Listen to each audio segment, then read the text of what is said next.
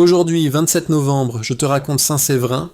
Le vent soufflait doucement entre les arbres qui bordaient bas la Seine, là où Paris n'était encore qu'une petite ville entourée de forêts. C'est dans ce silence que l'on voyait parfois une silhouette avancer, celle d'un vieil homme à la barbe grise, drapé dans une simple tunique de laine. On l'appelait Séverin. Nul ne savait vraiment d'où il venait. Certains murmuraient qu'il avait parcouru de vastes terres, traversé des montagnes et des mers, quittant l'Orient pour chercher un lieu où il pourrait enfin se consacrer entièrement à Dieu.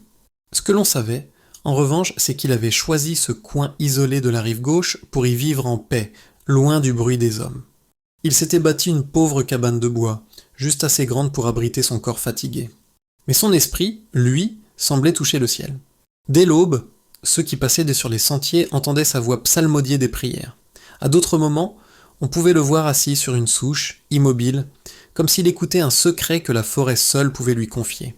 Et peu à peu les gens vinrent à lui. Il venait timidement d'abord, une mère inquiète pour son enfant malade, un homme tourmenté, une femme cherchant conseil.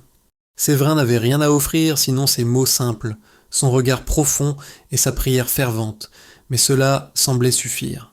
Beaucoup repartaient apaisés, d'autres guéris, tous convaincus d'avoir rencontré un homme différent, entièrement tourné vers Dieu. Un jour, dit-on, un jeune homme désespéré arriva en courant, criant que son père agonisait. Séverin posa une main sur son épaule, sans un mot, et partit avec lui. Lorsqu'ils atteignirent la petite maison, l'air était lourd de larmes. Séverin se pencha vers le malade, pria longuement, et la paix revint sur le visage de l'homme comme une brise douce qui passe.